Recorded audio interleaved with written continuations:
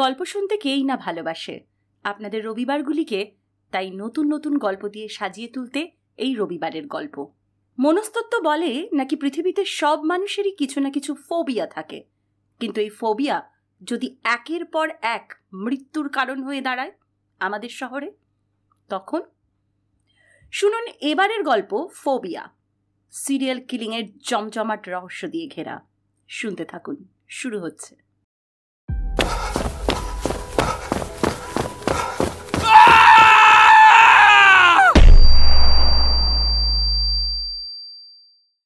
ঝিলমিল যখন দরজার কাছে গিয়ে পৌঁছল তখন বাজে সন্ধ্যা 6:30। কত 1 ঘন্টা পাগলের মতো এগোলি সেগলি খুঁজে 10টা লোককে জিজ্ঞেস করে গুগল ম্যাপ ঘেঁটে কোনো রকমে সে পৌঁছল 101/2C রাজকৃষ্ণবাবু রোড। কলকাতার অদ্ভুত একটা পুরনো বাড়ি, চারিদিকে বট গাছের শিকড়, জায়গাটা দেখতে আগাছা জঙ্গল মতো, কড়িবর্গাওয়ালা জানালা, রাস্তায় একটা স্ট্রিট লাইট জ্বলছে। দরজার কড়া নাড়তে গিয়ে সে লক্ষ্য করল দরজা খোলা। ডাক দিল, কেউ আছে ভেতরে? কেউ আছে? কেউ আছে? যতই সে মরিয়া হোক, সে তার মডেলিং ক্যারিয়ার দাঁড় করানোর জন্য আজ যদি কোনো ছেলে ফটোগ্রাফার তাকে আসতে বলতো, সে কোনোদিনই আসতো না এই অচেনা জায়গায়। একে বাড়ির মত নেই, তার উপর মেল ফটোগ্রাফার হলে তো এমন একটা জঙ্গুলে বাড়িতে ঢোকার কোনো প্রশ্নই ওঠে না। ভাগ্যিস তার সঙ্গে সৃজার বন্ধুত্ব হয়েছিল। হাসি মুখে বেরিয়ে এলো 22 বছরের এক তরুণী, মাঝারি উচ্চতা, দেখে মনে হয় শারীরিকভাবে একটু দুর্বল, কিন্তু মুখের হাসিটা ভীষণ ঝকঝকে। ল্যাটেক্সের গ্লাভস পরা হাত তুলে নমস্কার করে বলল, আরে এসো এসো, এত দেরি করলে? আমার সেটআপ সেই কখন থেকে রেডি। হ্যাঁ, খুঁজে পাচ্ছিলাম না এত ভিতরে। তুমি এইখানে থাকো? না না, এটা তো আমার স্টুডিও। বলেছিলাম না আমার বাড়ি হাওড়ায়। ও হ্যাঁ, আসলে গত 3 দিনের আলাপে তোমার সাথে এত গল্প করেছি, ভুলে গেছি কি কথা হয়েছিল আর কি কথা হয়নি। গ্লাভস পরে আছো কেন গো? এখনো কোভিডের ভয়? আরে আমার ধুলোতে একটু র্যাশেস হয়, এখানে খুব ধুলো, পুরোনো জায়গা তো। মেকআপ আর্টিস্ট এসে গেছে? তোমার আবার মেকআপ লাগবে কিসে? আর আমার কনসেপ্ট তো বাস্তব এক্সপ্রেশন ক্যাপচার করা। কথা বলতে বলতে দুজন একটা খুব ছোট ঘরে এলো, অন্ধকার মতো, খুব নোংরা চারিদিকে, ঝুলে ভর্তি। এইখানে হবে শুট? একটা ট্রাইপডের উপর বসানো ক্যামেরা দেখিয়ে প্রশ্ন করলো ঝিলমিল। হ্যাঁ, এটাই তো আমার কনসেপ্ট, সব বলবো। তোমার ব্যাগটা দাও, এইখানে রাখি, তুমি তুমি বসো। বলে একটা কাঠের চেয়ার দেখালো। বসলো ঝিলমিল চারিদিক দেখতে দেখতে। একটা অনেক পুরনো ও একটু ভাঙা টেবিলের উপর একটা ফ্লাক্স থেকে একটা ভারে চা ঢালতে লাগলো মেয়েটি। গরম গরম চা খেয়ে চলো শুরু করা যাক। কনসেপ্টটা একটু বলে দিতে যদি। তুমি শুধু সেই এক্সপ্রেশনটা দেবে যেটা আমি বলবো, ব্যাস। চা শেষ করে ঝিলমিল বলল, তুমি খেলে না? তোমার অপেক্ষায় সখী 4 কাপ খেয়ে ফেলেছি আগেই। আচ্ছা শোনো, এবার কনসেপ্ট শুটটা শুরু করব। তার আগে তোমাকে পুরো বিষয়টা একটু বুঝিয়ে দিই। আজকের কনসেপ্ট হলো ফোবিয়া। তোমায় একটু ভয় পেতে হবে, আর ওই ভয়ের রিয়েল এক্সপ্রেশন দিতে হবে। কি পারবে তো? নিশ্চয়ই পারবে, আমি জানি তুমি পারবে। তোমায় পারতেই হবে যে ঝিলমিল। ভয় পাবো? আচ্ছা।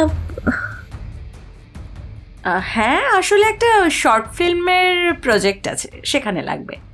তোমার ছবি যদি পছন্দ হয় সরাসরি বাংলা ওটিটিতে তোমার আত্মপ্রকাশ হয়ে যাবে। এত বড় ব্রেক কে পায় বলো তো? তুমি এটা কাজ করো, ওই যে ওই ওয়ালের ওপরে যেখানে ফটোটা লাগানো রয়েছে ঠিক ওই কোণটাতে গিয়ে দাঁড়াও। বলে ঘরের কোণে একটা বড় ফটো ফ্রেম দেখল। কোনো কালে কোনো সুন্দর পেইন্টিং ছিল সেটা, এখন শুধুই রং ওঠা ধুলো ভর্তি একটা নোংরা ক্যানভাস। ঝিলমিল ওখানে পৌঁছতেই সৃজা বলল, আচ্ছা শোনো, তোমার হাত দুটো আমি একটু বেঁধে দেব যাতে এক্সপ্রেশনটা একদম ন্যাচারাল আসে, কেমন? আপত্তি নেই তো? না ঠিক আছে, কিন্তু একটু তাড়াতাড়ি করো কেমন, আবার অনেকটা ফিরতে হবে তো। হাতটা বেঁধে দিয়ে সৃজা ঝিলমিলকে ফটো ফ্রেমের সামনে দাঁড় করিয়ে নিজের ক্যামেরার ভিউ ফাইন্ডারে চোখ দিল। ঘরে তখন হলুদ রঙের একটা বাল্ব জ্বলছে শুধু। সৃজা তাকে ভয় পাওয়ার এক্সপ্রেশন দিতে বলল, খুব ভয়, ঠিক যেমন মৃত্যু ভয়। ঝিলমিল একজন প্রফেশনাল মডেলের মতো ভয়ের ভাবভঙ্গি করতে শুরু করলো নানাভাবে। না না না না না না, হচ্ছে না হচ্ছে না হচ্ছে না, কিচ্ছু হচ্ছে না। সত্যিকারের ভয় লাগবে, সত্যিকারের ভয় লাগবে, ফোবিয়া তোমার। আমি তো তাই করছি। আচ্ছা আবার ট্রাই করছি। কিছু মিনিট পর সৃজা হঠাৎ চিৎকার করে উঠল, এই অপদার্থ তুমি! ভয় লাগবে, ভয় বুঝতে পারছো না? ভয় লাগবে, ভয় বোঝো তুমি? কেন বুঝছো না? সখী, মডেলের মতো হবে না, ভয় পাও ঝিলমিল, ভয়। What the hell? কিভাবে কথা বলছো তুমি? আমি এখনই এখান থেকে চলে যাব, আমার ভীষণ বিরক্ত লাগছে, হাত খুলে দাও আমার। এই বলে সে সেখান থেকে এগিয়ে আসতে গেল। তার মাথাটা টলে গিয়ে দেয়ালে হেলান দিয়ে দাঁড়িয়ে পড়ল সে। আমার শরীর অবশ লাগছে কেন? আমি শুট করব না প্লিজ। আমি তোমায় অ্যাডভান্স ক্যাশ দিয়েছিলাম আগের দিন, শুট তো তোমায় করে যেতেই হবে ঝিলমিল। তুমি ভয়ের এক্সপ্রেশন জানো না, ঠিক আছে, অসুবিধা নেই, আমি তোমায় হেল্প করব। আমার মাথাটা একটু ঘুরছে, প্লিজ যেতে দাও আমায়। ব্যাগে ওই অ্যাডভান্স আছে, তুমি নিয়ে নাও ফেরত। আচ্ছা, ছেড়ে দেব। শুধু একটা কাজ করো, তোমার ভয়ের এক্সপ্রেশনটা তাহলে নিশ্চয়ই আসবে।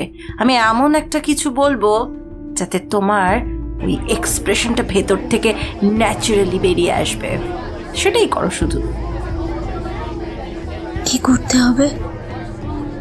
ওই যে ওই ফটো ফ্রেমটা, ওটাকে একটু তুলে ধরো। মানে?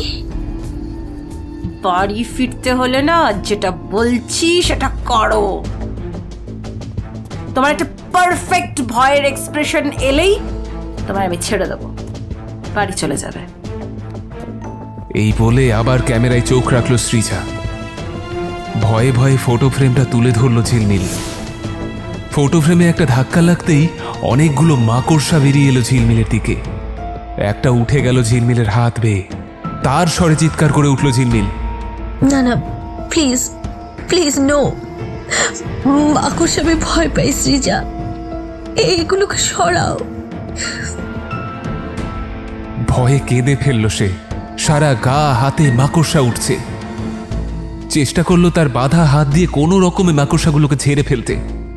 সরে আসতে চাইল, কিন্তু তার পা টলছে, সে আর নড়তে পারল না। তার হাতে, মাথায়, পাশের দেয়ালে চারিদিকে মাকড়সা। এই তো আসল এক্সপ্রেশন, এটাই তো চাই আমার, এটাই তো চাইছিলাম, এইটাই। ক্লিকের পর ক্লিক করতে শুরু করলো সে। Please help me, please please please please. বলতে বলতে নিঃশ্বাস বন্ধ হয়ে এলো ঝিলমিলের। দম আটকে মাটিতে বসে পড়ল সে। তারপর স্থির হয়ে গেল তার দেহ। এগিয়ে এলো সৃজা, ঝিলমিলের পাশে বসে বলল, কি করব বলো? তুমি তো পারছিলে না রিয়েল এক্সপ্রেশন দিতে। তুমি তো বলেছিলে মাকড়সায় তুমি ভয় পাও। আর কি উপায় ছিল আমার হাতে বলো? কিন্তু যা ফটোজ এসছে না, উফ উফ, সো রিয়েল, সো রিয়েল।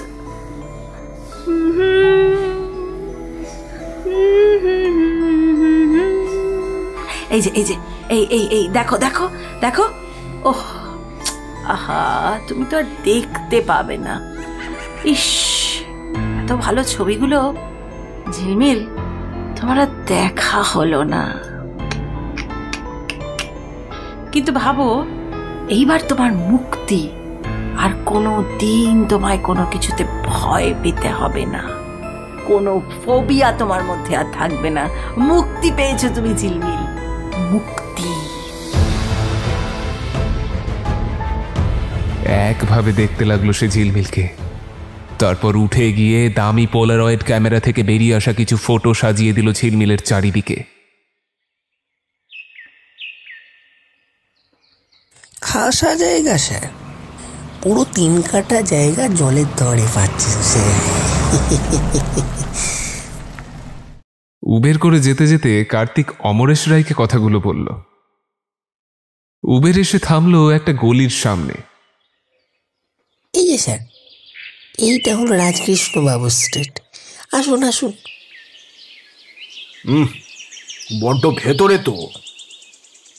একটু স্যার, তাই তো এত কম দাম। দুপুরে সেন্ট্রাল অ্যাভিনিউ স্যার। বাড়ির সামনে আসতেই একটা বোটকা দুর্গন্ধ নাকে এসে লাগলো অমরেশের। আহ, কি নোংরা জায়গা! এ কিসের দুর্গন্ধ এটা! ইস, উহ, আর পারা যাচ্ছে না। ছুঁচো টুচো মরেছে স্যার হয়তো, এইটুকু তো হবেই স্যার। আপনি সরিয়ে পরিষ্কার করে নেবেন, এ আমার কোনো ব্যাপার নাকি? দরজা খুলে ভিতরে ঢুকলো দুজন। দুর্গন্ধটা প্রবল হয়ে উঠল ভয়ঙ্কর ভাবে। আর 2 পা এগোতেই কার্তিক হাউমাউ করে চেঁচিয়ে উঠল, ও বাবা, লাশ! কোনোভাবে বমি আটকে দুজনে বাইরে বেরিয়ে এলো। বস বস, আমাকে মেরে ফেলবে, এটা আমার দায়িত্ব ছিল দেখাশোনা করার। কি সর্বনাশ হলো, কি সর্বনাশ! অমরেশ একটু চুপ করে দাঁড়িয়ে থেকে মোবাইল বের করে ফোন করলো তার ভাইপো ইন্সপেক্টর অভিমন্যু রায়কে, Kolkata police detective department. Abhimanyu, শোন না, একটা লাশ পাওয়া গেছে, তুই একটু আসবি? বেলা 12:30, চারিদিকে ভিড় উৎসুক জনতার। পুলিশ ঘিরে রেখেছে পুরো এরিয়াটা। যে ঘরে ঝিলমিলের লাশ পাওয়া গেছে ঠিক তার পাশে মুখে মাস্ক পরে নিচু হয়ে বসে আছে অভিমন্যু রায়। গভীরভাবে পর্যবেক্ষণ করছেন। ফরেনসিক টিমের লোকজন চারিদিকে নিজেদের কাজ করছে। কোথায় কি ক্লু পাওয়া যায়? রাজকৃষ্ণবাবু রোডের এই বাড়ি লোকাল থানা থেকে 500 মিটারও হবে না, তাই মিডিয়ার উৎসাহ প্রবল। থানার থেকে ঢিল পড়া দূরত্বে খুন। সাব ইন্সপেক্টর আশা বলল, এমন জায়গায় এইভাবে খুন? চোখ দুটো দেখো, মৃত্যুর আগে প্রচন্ড ভয় পেয়েছি মেয়েটি। হাতটা বাঁধা, কিন্তু একটু আলগাভাবে মনে হচ্ছে না? সবচেয়ে আশ্চর্য বিষয় এই চারিদিকে ছড়ানো ছবিগুলো। যেই করে থাকুক না কেন, সে নিশ্চয়ই কিছু একটা প্রমাণ করতে চায়, বা এটা কোনো রিভেঞ্জ হতে পারে। বলে তাকালো পাশে বডি ইন্সপেকশন করতে থাকা ডাক্তারের দিকে। বডি যেভাবে ফুলেছে আর মুখ না দিয়ে যেভাবে এই জমাট ফোমের মতো রক্ত বেরিয়ে এসেছে না, তা দেখে তো মনে হচ্ছে 3-4 দিন হবে মারা গেছে। আশা, দেখো তো কিছু পরিচয় জানা যায় কিনা। ডেড বডির জিন্সের পকেট আর একটু দূরে পড়ে থাকা ছোট একটা ব্যাগ ঘেঁটে আশা বলল, হ্যাঁ স্যার, হ্যান্ডব্যাগ থেকে। আধার কার্ডে নাম ঝিলমিল দত্ত, বাড়ি ঠাকুরিয়া। খবর পাঠানোর ব্যবস্থা করছি, কিন্তু মোবাইলটা পাওয়া যায়নি। কনস্টেবল এসে বলল, স্যার, ফটো দেখতে একজন চায়ের দোকানি চিনতে পেরেছে। কত পরশু বা তার আগের দিন মেয়েটি অনেককে এই অ্যাড্রেস জিজ্ঞাসা করছিল। খুনি রীতিমতো ইনভিটেশন দিয়ে ডেকে নিয়ে এসেছিল দেখছি। এই এন্টায়ার এরিয়াতে যেখানে যেখানে সিসিটিভি আছে সবগুলো চেক করো। এন্ট্রি অ্যান্ড এক্সিট, কে কে এই বাড়িতে এসেছিল আমার সব ডিটেলড রিপোর্ট চাই। আর ওই এজেন্টটা যে অমরেশ কাকাকে এখানে নিয়ে এসেছিল, সে কোথায়? বাইরে দাঁড়িয়ে স্যার, আপনার কাকার সাথেই। বাইরে বেরিয়ে এসে অভিমন্যু প্রশ্নবাণে জর্জরিত করে ফেলল কার্তিককে। কিন্তু এইটুকু জানা গেল, এই বাড়ি কিনে নিয়েছিল এখানকার এক প্রমোটার বেশ কিছু বছর আগে। কিন্তু এত ভিতরে আর অনেক পুরনো হবার জন্য কেউ কিনতে রাজি হয়নি, তাই হেলাই পড়েছিল এত বছর। সাব ইন্সপেক্টর আশা আর একজন কনস্টেবলকে ঢাকুরিয়াতে পাঠিয়ে দিল এবং মেয়েটির বাড়ির লোককে নিয়ে মর্গে যেতে বলল শনাক্তকরণের জন্য। স্যার, এই কঠিন কাজটা সবসময় আমায় কেন দেন বলুন তো? কান্নায় ভেঙে পড়বে বাড়ির লোক, আমি এটা দেখতে পারি না। শান্ত হও, শান্ত হও। ওই দিকটা সামলে সমস্ত এভিডেন্স রেজিস্টার করে আমার ডেস্কে পাঠিয়ে দিও সন্ধ্যের মধ্যে। বাকি প্রসিডিওর তো তুমি জানোই, ফোন নাম্বার জোগাড় করে ট্র্যাকিং এ ফেলে দিতে বলো। স্যালিউট করে আশা বেরিয়ে গেল। এই আজকালকার মেয়েরা একা একা এদিক ওদিক যায়, বিপদ ডেকে আনে নিজেরাই। আচ্ছা, এই বিভৎস মৃত্যু মেয়েটিকে কে দিল অভি? হ্যাঁ, কি সাংঘাতিক! সে তো এখন বলা মুশকিল কাকাই। দেখি অটোপসি রিপোর্টটা আসুক। চলো বাড়িটা একটু ঘুরে একটু ফ্রেশ ট্রেশ হয়ে তারপরে থানায় যাব। হ্যাঁ চল। আচ্ছা, তুমি এই প্রপার্টির খবরটা পেলে কোথা থেকে? এত পুরনো, এত ভেতরে। হ্যাঁ, জানতাম তুই নিজের কাকাকেও ছাড়বি না, তা আমি কি সন্দেহের তালিকায় পড়েছি নাকি রে? হ্যাঁ, তুমি তো জানোই কেউই সন্দেহ তালিকার বাইরে নয়। আরে এই দালাল ওই দালাল খোঁজ করতে করতে শুনলাম একটা বড় জায়গা আছে, অনেক কম দামে আর কি, বুঝলি? গাড়িতে কথা বলতে বলতে দুজনে চলে এলো ওদের বাড়ি বেলগাছিয়া টালা পার্কে। এই বাড়িতে থাকে অমরেশ, তার স্ত্রী আর এক ছেলে স্বরূপ। অমরেশের সাথে ভাইপো অভিমন্যুর সম্পর্ক বেশ ভালো, যদিও তাদের আইডিওলজি মেলে না। অমরেশ বেশ পুরনোপন্থী। অভিমন্যুর লাইফেও বেশ কিছু ট্র্যাজেডি আছে। ছোটবেলায় বাবা মা গত হয়েছে, বিবাহিত জীবনও সুখের হয়নি তার। তার স্ত্রীর কিছু শারীরিক ও মানসিক অসুস্থতার কারণে ছাড়াছাড়ি হয়ে যায়। যদিও আসল কারণ কেউ জানে না, তারপর থেকে মাঝে মাঝে সেও এসে থাকে এখানে, যদিও তার নিজের ফ্ল্যাট পার্ক স্ট্রিটে। সেখানে সে একাই থাকে। ভিতরে ঢুকেই অভিমন্যু বলল, কই রে আর্টিস্ট, কোথায় তুই? স্বরূপ ছোট থেকেই ভীষণ ভালো ছবি আঁকে, তাই অভিমন্যু তাকে ওই নামেই ডাকে। ওই নিজের ঘরে ঢুকে বসে আছে, ওর যা কাজ। লাইফটা তোর স্বপ্ন জগৎ, বাস্তবটা কি ও বোঝে? রং তুলি দিয়েই শেষ করলো। আমি আর অভিমন্যুর কাকিমা সুতপা আর অভিমন্যু প্রায় একসাথেই বলে উঠল, ওকে ওর মতো থাকতে দাও না। কি ক্ষতি করেছে তোমার? শান্তি দাও ওকে। নিজের, বুঝলে, নিজের ক্ষতি করছে আর কি। জাগে ছাড়, এসব লেগেই আছে। তুই বল, কি হয়েছে রে? উনি ফোন করেছিলেন, শুনলাম ওই বাড়িতে নাকি লাশ পাওয়া গেছে। তোর কাকা খুঁজে খুঁজে এসব বাড়ি বের করে, কি সাংঘাতিক। তুমি সামান্য লাঞ্চের ব্যবস্থা করো, আমি বেরোবো এক্ষুনি। আর কতদিন কাকির রান্না খাবি? অমৃতাকে বিয়ে করে নিয়ে আয়। তুমি খেপেছো নাকি? আরে ও আমার বন্ধু, সহকর্মী।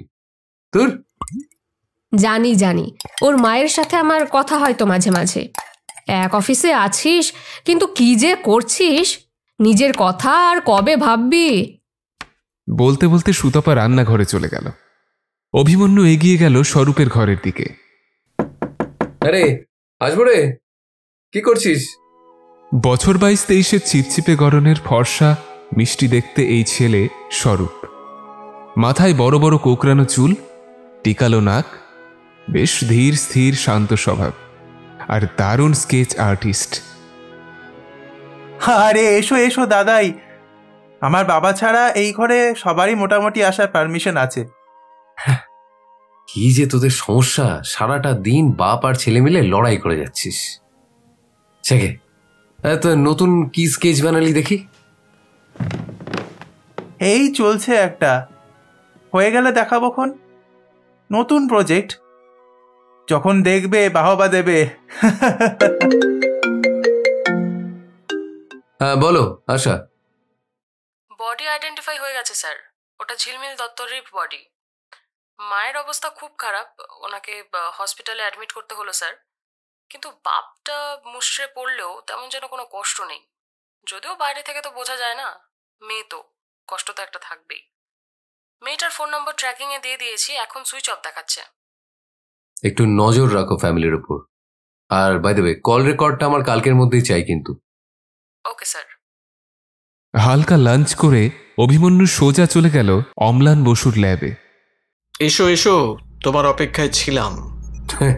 যাক, কেস সলভ হলো তাহলে নাকি? না, খটকা আছে। তা হলো ভিকটিমের বিস্ফারিত চোখ, যা দেখে আমি ভিকটিমের অ্যাড্রিনাল গ্ল্যান্ড পরীক্ষা করি।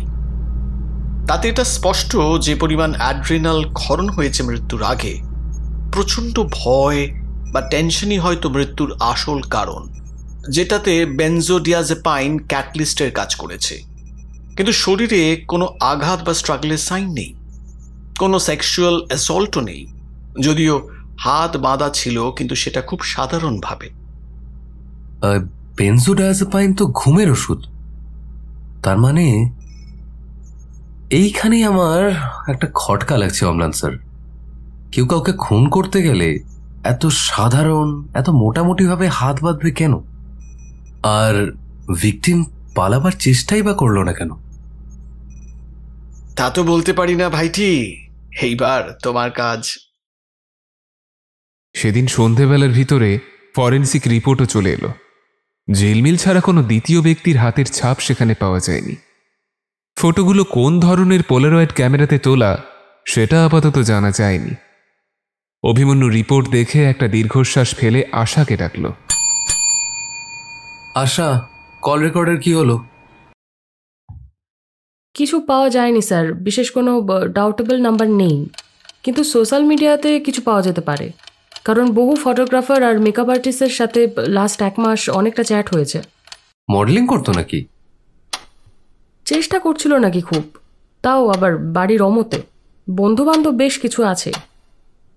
এই জিয়া করা সবাইকে, এদের ভেতরে হয়তো কেউ সাসপেক্ট থাকতে পারে। আর স্যার ওই এরিয়া এত পুরনো, কোনো ঠিকঠাক সিসিটিভিও নেই। আরে কিছুই তো নেই, ভূত এসে খুন করলো নাকি? জাগে যাও। 3 দিন পর দক্ষিণ কলকাতার একটা একতলা বাড়ি। ক্রমাগত বেল বাজাচ্ছে মালতী। এত লেট পর্যন্ত তো রিমি দিদি ঘুমায় না।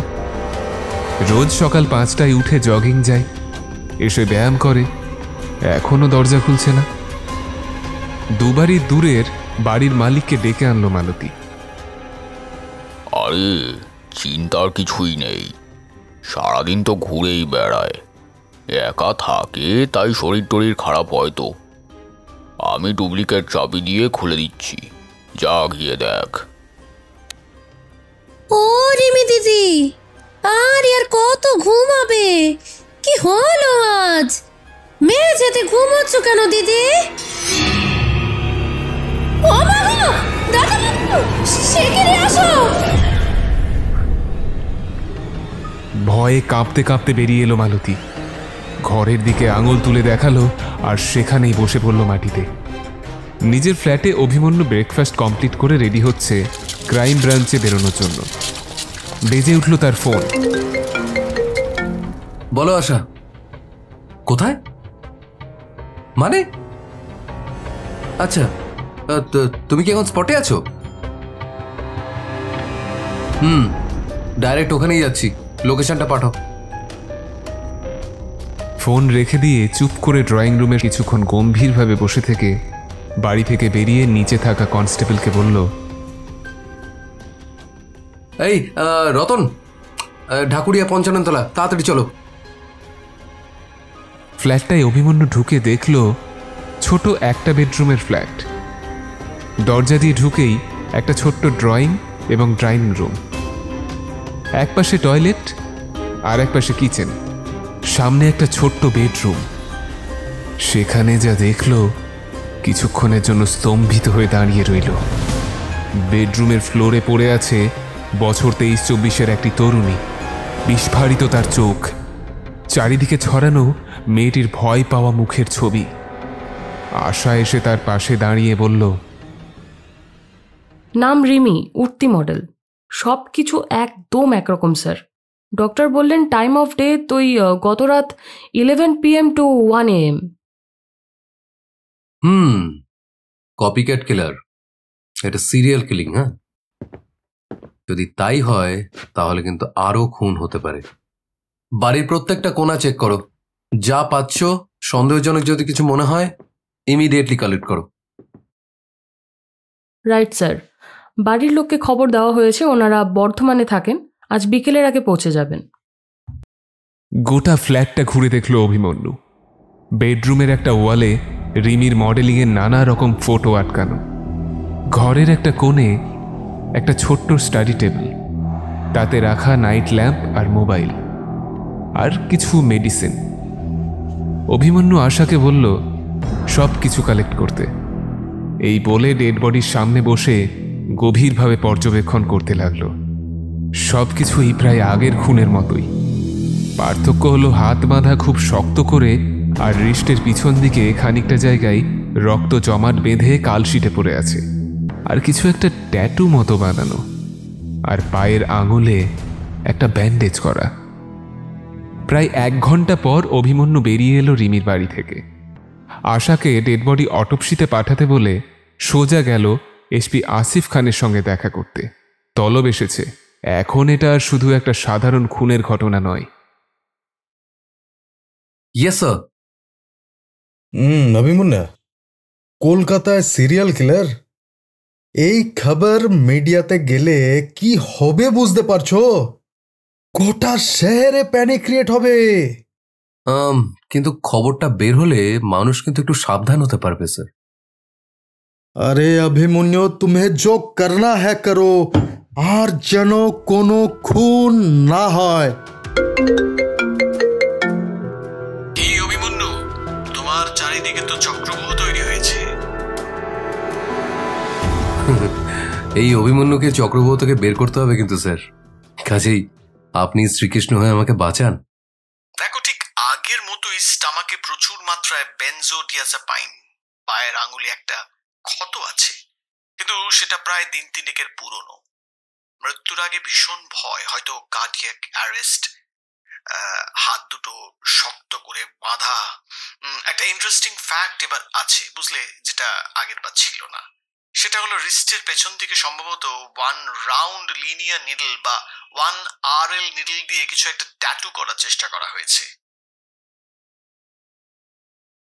প্যাটার্নটা এক্স্যাক্টলি কি সেটা বোঝা যাচ্ছে না এখনো। তা তো বলতে পারি না ভাইটি, এইবার তোমার কাজ। রাখলাম। 2 দিন পর আশা ঢুকলো অভিমন্যুর কেবিনে। দেখল নিজের ওয়ালে লাগানো বোর্ডের উপর পিন দিয়ে লাগানো রিমি আর ঝিলমিলের ফটো, তার নিচে পয়েন্ট ওয়াইজ লেখা কিছু অবজারভেশন। বসো বসো আশা, বলো কি পেলে? স্যার, রিমি মডেলিং করতো, একাই থাকতো গত 4 মাস। ওর সাথে যে মেয়েটি ছিল তার সাথে টাকা করে নিয়ে কিছু ঝামেলা হয়, তাই সে বেরিয়ে যায়। ওই মালতী বলছে খুব নাকি ঝগড়া হয় দুজনের ভিতর। অভিমন্যু বোর্ডে রিমির সাসপেক্ট লিস্টে ফার্স্ট এন্ট্রি করল রিমির রুম পার্টনার। আশা বলে চলল, রিমির বাড়ি বর্ধমানের মেমোরিতে। বাড়ির অবস্থা খুব একটা ভালো না, বাবা স্কুল টিচার। এক্ষেত্রেও রিমি বাড়ির অমতেই মডেলিং করত। মেনলি বাবার সাথে ঝামেলা করে কলকাতায় এসে মডেলিং নিয়ে পড়াশোনা শুরু করে। তার মানে যেটা বোঝা যাচ্ছে যে খুনি তাদেরকেই টার্গেট করছে যারা মডেলিং করতো, অথবা এই ধরো বাড়ির সাথে সম্পর্ক ভালো না বা একা থাকতো, তাই মনে হচ্ছে আমার। আচ্ছা, এই পায়ের ইঞ্জুরিটা নিয়ে কিছু জানতে পারলে? ফিটনেস নিয়ে সচেতন ছিল, রোজ জগিংয়ে যেত। জোগার্স পার্কের ওর পরিচিত কিছুজন বলল ওই পার্কে একটা ভাঙা লোহার বেঞ্চেই ওর পাটা নাকি লেগে ফেটে যায়। পার্কের লোকজন ধরাধরি করে বাড়ি দিয়ে যায়। ওকে, তাহলে এটা অ্যাক্সিডেন্ট। হ্যাঁ, কিন্তু একটা জিনিস জানতে পারলাম, রিমি নাকি কিছুতেই টিটেনাস নিতে চায়নি। ওনারা বারবার বলা সত্ত্বেও, বরং যারা হেল্প করেছিল তাদেরকে খুব রুডলি চলে যেতে বলে, কিন্তু টিটেনাসও নেয়নি। কারণ কিছু জানতে পারলে? হ্যাঁ, আমি যতদূর বাড়ির লোকের সাথে কথা বলে বুঝলাম, নিডেলে খুব ভয় পেত। ছোটবেলায় ওর কিছু একটা অ্যাক্সিডেন্ট হয়েছিল, তারপর থেকে এই ফোবিয়া। প্রচণ্ড প্যানিক করতো, এমনকি রিমি কোভিডের কোনো ভ্যাকসিনেশনও নেয়নি এই কারণে। এক মনে শুনছিল অভিমন্যু। চুপ করে মিনিট দুই বসে হঠাৎ লাফিয়ে উঠে, আশা, এক্ষুনি ফোন করে ঝিলমিলের মাকে জিজ্ঞেস করো যে ওর কি এরকম কোনো ফোবিয়া ছিল। স্যার, আপনি কি বলতে চাইছেন? তুই ফোন করো এক্ষুনি। হ্যালো মিসেস দত্ত, আমি সাব ইন্সপেক্টর আশা বলছি। দুঃখিত আপনাকে বিরক্ত করছি, একটা কথা জানার ছিল। হ্যাঁ, বলছি ঝিলমিল কি কোনো কিছুতে খুব ভয় পেত? হ্যাঁ, মানে ফোবিয়া যাকে বলে। কিসে? আপনি শিওর তো এই ব্যাপারে? কাউন্সেলিং চলতো? আচ্ছা আচ্ছা আচ্ছা, অনেক ধন্যবাদ। কিসে ছিল ফোবিয়া? মাকড়সা স্যার। ঝিলমিলের এতটাই প্যানিক ছিল যে ওর কাউন্সেলিং চলতো।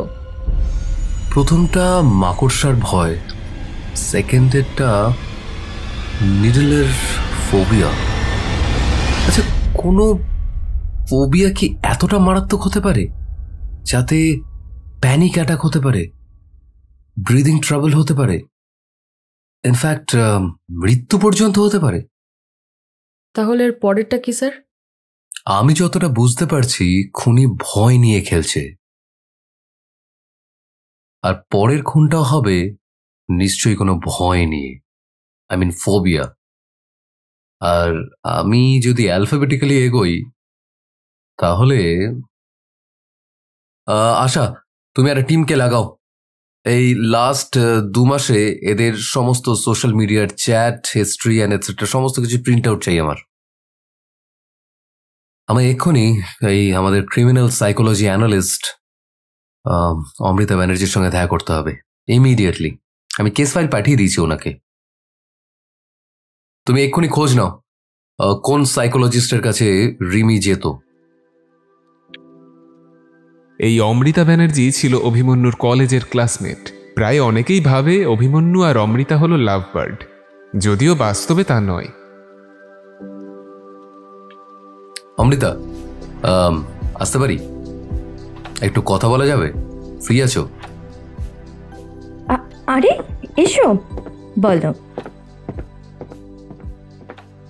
ওই সিরিয়াল কিলিং এর কেসটা নিয়ে একটু সাহায্যের দরকার ছিল। হ্যাঁ, বসো। আমি পুরোটা পড়েছি। কিন্তু আমরা একটা জিনিস নোটিস করেছি, খুনি ভয় নিয়ে খেলছে, ভয়, ফোবিয়া। আর এই ভয়কে কাজে লাগিয়ে প্যানিক অ্যাটাক করিয়ে করিয়ে প্রত্যেকটা মার্ডার করছে। প্রথম জনের ভয় ছিল মাকড়সায়, আর সেকেন্ড কোনো শার্প অবজেক্ট। দেখো অভিমন্যু, আরাকনোফোবিয়া মানে মাকড়সার ফোবিয়া অ্যান্ড বেলন ফোবিয়া মানে নিডলে ফোবিয়া, ব্যাপারটা কিন্তু খুব ক্রিটিক্যাল। খুনি যদি অ্যালফাবেটিক্যাল অর্ডারে এগোয়, যদিও আমরা এখনো সেই ব্যাপারে শিওর নই, তাহলে আমাদের দেখতে হবে নেক্সট কোন ফোবিয়ার ভিকটিম সে পিক করবে সি ক্যারেক্টার থেকে।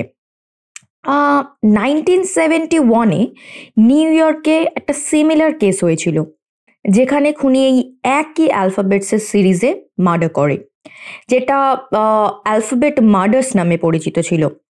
সেই কেস আজও আনরিজলভড। অগাথা ক্রিস্টির এর উপরে একটা খুব পপুলার নভেল আছে, সেটাও একটা আসল ঘটনার উপর। সেখানেও খুনি পরপর অ্যালফাবেটস ফলো করে খুন করতে থাকে। তাই এমন নয় যে এটা আগে হয়নি। একটা ডিস্টার্বড মাইন্ড কি ভেবে কি করছে সেটা বলা খুব মুশকিল। আর সব থেকে বড় প্রশ্ন হলো, সে ফটো তুলছে কেন? কি মেসেজ দিতে চাইছে সে? দেখো অমৃতা, একটা ব্যাপার কিন্তু একদম পরিষ্কার, খুনি এদের পরিচিত। তাদেরকে ডেকে নিয়ে এসে খুনি তার উদ্দেশ্য সাধন করছে, মার্ডার করছে। এই দুই ভিকটিমই মডেলিং করত। এদের কোনো কমন ফ্রেন্ড হতে পারে, হয়তো সে নিজেও মডেল বা সে রিলেটেড কিছু। জেলাসি বা revenge? I can do one thing. আমি তোমায় আজ রাতের ভিতরে যতটা পারছি ডিফারেন্ট ফোবিয়ার একটা লিস্ট ডিটেলসে পাঠাচ্ছি। অনেক ধন্যবাদ অমৃতা, আমাদের আর একটাও প্রাণ যেতে দিলে হবে না। যাই হোক, আজ আসি। অমৃতার কেবিন থেকে বেরিয়ে গিয়ে আবার ফিরে এলো অভিমন্যু। বলল, আচ্ছা অমৃতা, এই ফোবিয়ার কি কোনো কিওর হয়? এই ফোবিয়া একটা জীবন শেষ করে দিতে পারে? হ্যাঁ, কিওর তো হয় অভিমন্যু, কিন্তু পেশেন্ট যদি ক্রিটিক্যাল স্টেজে পৌঁছে যায় তাহলে কিন্তু খুব কঠিন হয়ে যায়। সারা দিন নার্ভের ওষুধ খাইয়ে ঘুম পাড়িয়ে রাখা ছাড়া আর কিছুই করা যায় না। অভিমন্যু কিছুক্ষণ চুপ করে দাঁড়িয়ে রইল অমৃতার দিকে তাকিয়ে। কি ব্যাপার, তুমি কি ভাবছো বলো তো? না, কিছু না, চলো দেখা যাক কি হয়। নিজের কেবিনে ফিরে এলো অভিমন্যু। সামান্য আলো দেখা গেলেও এখনো ঘন অন্ধকার। প্রায় রাত 11টায় আশা এলো কেবিনে। বলল, স্যার, আমি কিছু পেয়েছি, দেখুন। বলতে বলতে ল্যাপটপটা খুলে দেখালো রিমির খুনের রাতের সিসিটিভি ফুটেজ। এই একটাই ক্যামেরা পাওয়া গেছে একদম গলির মুখের একটা মিষ্টির দোকানে। যেহেতু রাত ছিল, ওই সময় 5 জন মানুষকে গলিতে যেতে দেখা গেছে, কিন্তু ফিরেছে শুধুমাত্র একজন, এই মেয়েটি। অভিমন্যু দেখল রোগা মিডিয়াম উচ্চতার একটি মেয়ে মাথা নিচু করে গলি থেকে বেরিয়ে গেল। শুধু এটুকুই বোঝা যাচ্ছে এটা কোনো মেয়ে, ফেস দেখা যাচ্ছে না। এইবার দেখুন ল্যাপটপে। ফেসবুকে বেশ কিছু ফ্রেন্ডসের প্রোফাইল খোলা। আশা বলল, স্যার, রিমির যে রুম পার্টনার ছিল তার নাম সৃজা মিত্র। খুব ইম্পর্টেন্ট বিষয় হলো, এই সৃজা ঝিলমিলেরও কমন ফ্রেন্ড, আর এই সৃজাই হলো স্ট্রাগলিং ফটোগ্রাফার। রিমির কিছু শ্যুটের পেমেন্ট বাকি ছিল, তাই নিয়েই চ্যাটে ওদের দুজনের ভিতর ঝামেলাও হয়। ঝিলমিলের সাথে কিছু চ্যাট পেলে? একদম স্যার, সৃজা ভীষণ জোর করছিল ঝিলমিলকে ফটোশ্যুটের জন্য। এরা সবাই বেঙ্গল আর্ট অ্যান্ড ফ্যাশনের স্টুডেন্টস। কোথাকার student? Bengal art and fashion? আরে আমার ভাই তো ওই ইনস্টিটিউটে আছে। আমি কালকে জিজ্ঞাসা করছি ভাইকে ওদের চেনে কিনা। সেটা তো খুব ভালো হলো স্যার, ঘরের লোক পাওয়া গেল খবর বের করার জন্য। তুমি একটা কাজ করো, ইমিডিয়েটলি সৃজাকে ট্র্যাক করো। রিমির ফোন থেকে নম্বর পেয়েছি, ফোন বন্ধ স্যার। আমি কাল সকালে ইনস্টিটিউট থেকে অ্যাড্রেস জোগাড় করে ওকে তুলে আনবো। আনাও, ও হলো এখন আমাদের প্রাইম সাসপেক্ট। কিন্তু মোটিভ কি? কোথাও যেন একটা গোলমাল ঠেকছে আমার। তার চেয়েও বড় প্রশ্ন, খুনি এরপর কোন পার্টিকুলার ভয় বা প্যাটার্ন অফ ফোবিয়া নিয়ে খেলতে চলেছে। বাড়ি ফেরার পথে প্রায় 12টায় ফোন এলো অমৃতা ব্যানার্জির। বলো অমৃতা, এত রাতে? হ্যালো অভিমন্যু, আরে ঘুম আর আসবে কোথা থেকে? শোনো, আমি তোমায় অল পসিবল ফিয়ারের একটা লিস্ট পাঠিয়েছি, যা সি অ্যান্ড ডি দিয়ে শুরু হয়, কিন্তু আমাদের কাছে এখনো কোনো স্ট্রং ক্লু নেই যে সে কোনটা পিক করবে।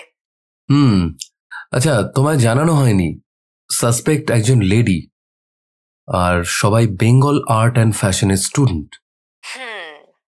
একজন নারী যখন আর একজন নারীকে খুন করে তার পিছনে সবচেয়ে বড় মোটিভ হলো রিভেঞ্জ, মানে প্রতিশোধ। এটা মাথায় রেখো। একটা জিনিস দেখো অভিমন্যু, সি দিয়ে সবচেয়ে কমন ফিয়ার বা ফোবিয়া হলো ক্লস্ট্রোফোবিয়া, মানে বদ্ধ জায়গার ভীতি। একটা কাজ করো অভিমন্যু, তুমি কাল সকালই ইনস্টিটিউটে গিয়ে এমন কোনো স্টুডেন্ট আছে কিনা যার ক্লস্ট্রোফোবিয়া বা অন্য কোনো ফোবিয়া আছে, just confirm that. Okay, thank you Amrita. Good night. Good night Abhimanyu. পরের দিন সকালে ক্রাইম ব্রাঞ্চ যাবার আগে অভিমন্যু গেল স্বরূপের সাথে কথা বলতে। বলো দাদাই, কলকাতার বেস্ট ক্রাইম ডিটেকটিভকে আমি কি হেল্প করতে পারি? হাই, পাকামি করিস না। শোন না, বলছি এই কেসটা না আমাকে পুরো পাগল করে দিচ্ছে। এই যারা দুজন খুন হয়েছেন, আর এরা প্রত্যেকেই তোদের বেঙ্গল আর্ট অ্যান্ড ফ্যাশনের স্টুডেন্ট। তুই কি বাই এনি চান্স এদেরকে চিনতিস? ইনফ্যাক্ট আমাদের সন্দেহ হচ্ছে এটা একটা সিরিয়াল কিলিং। এই বলে ঝিলমিল আর রিমির ফটো দেখালো স্বরূপকে। বলতে পারছি না দাদাই, হয়তো ক্যাফেটেরিয়াতে দেখেছি, বলা খুব মুশকিল। আচ্ছা, এই সৃজা মিত্র বলে কাউকে চিনিস? হ্যাঁ চিনি তো, আমাদের সাথেই অয়েল পেন্টিং এ ক্লাস করে, কিন্তু সব ক্লাস অ্যাটেন্ড করে না। চিনিস? কেমন কেমন মেয়েটা? আই মিন বিহেভিয়ার বা দেখতে কেমন? সে কি গো, কেন সে কি করলো? একটু অদ্ভুত মেয়েটা, জানো, কারোর সাথে কথা বলে না, চুপচাপ বসে থাকে। এইটুকুই দেখেছি, আর কিছু জানি না। আজ থেকে তুই আমার তোপসে, বুঝলি? আর আরেকটা কথা বল, যদি তুই জানিস ইন কেস যে ক্লস্ট্রোফোবিয়ার প্রবলেম আছে, এরকম কেউ আছে তোর ইনস্টিটিউটে, বা তুই যাকে চিনিস আর কি, ডু ইউ নো সামওয়ান? আমার ক্লাসমেট ঋদ্ধিমা আছে, ও কোনো বদ্ধ জায়গায় থাকলেই কেমন একটা যেন করে। আর তো কাউকে। কথা শেষ হবার আগেই ঢুকলো অমরেশ বাবু বাজার করে। আরে অভিমন্যু, বলো, খুব বিজি নাকি আজকাল? আসছই না এদিকে। অভিমন্যু লক্ষ্য করল অমরেশ কাকা আসতেই স্বরূপ গম্ভীর মাথা নিচু করে মোবাইল ঘাঁটতে শুরু করলো।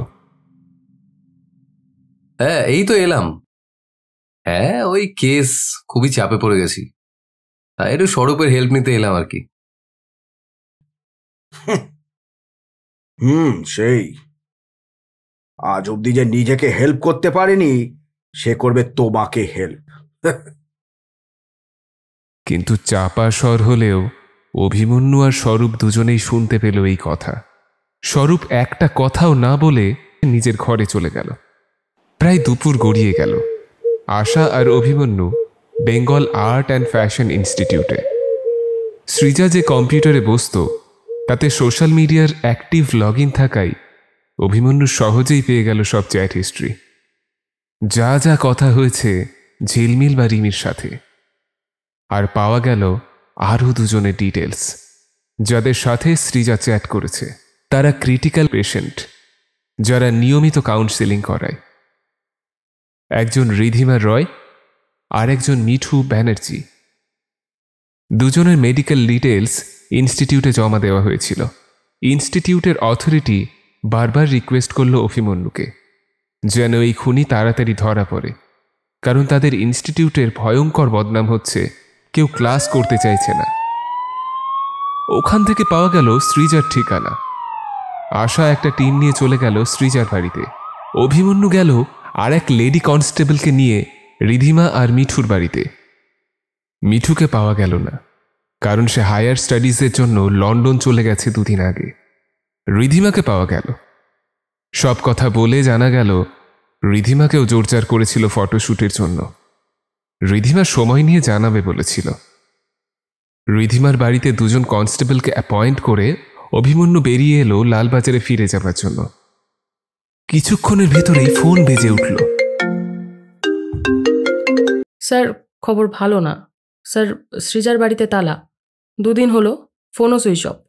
বাড়ির ভাড়ার এগ্রিমেন্ট থেকে ওর দেশের বাড়ির ঠিকানা পেয়েছি, শিলিগুড়ির মেয়ে। ইমিডিয়েটলি ওর বাড়িতে, শিলিগুড়িতে একটা টিম পাঠাও, কিন্তু অ্যারেস্ট যেন না করে, থানায় ডেকে পাঠাবে। থানায় ডেকে পাঠিয়ে জিজ্ঞাসাবাদ করে সোজা কলকাতায় নিয়ে আসবে।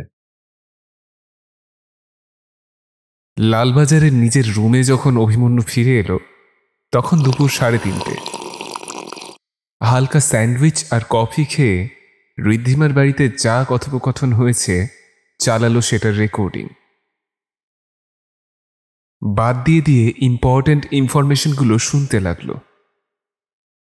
এই বদ্ধ জায়গার ভয় ঠিক কবে থেকে তোমার ঋদ্ধিমা? অনেক ছোটবেলা থেকে। স্কুলে একবার লুকোচুরি খেলতে গিয়ে ও পাম ঘরে লুকোয়, বাইরে থেকে কেউ বন্ধ করে দিয়েছিল। অনেকক্ষণ বন্ধ থাকে, তারপর থেকেই। কবে কবে তোমার ঠিক কাউন্সেলিং থাকে, আর কে দেখছেন? ডক্টর সাবির আক্তার। এই অবধি শুনেই অভিমন্যু ঝিলমিলের ফাইলটা বের করে চেক করল। সেখানেও লেখা সাইকোলজিস্ট ডক্টর সাবির আক্তার। অভিমন্যু আবার অন করলো রেকর্ডিংটা।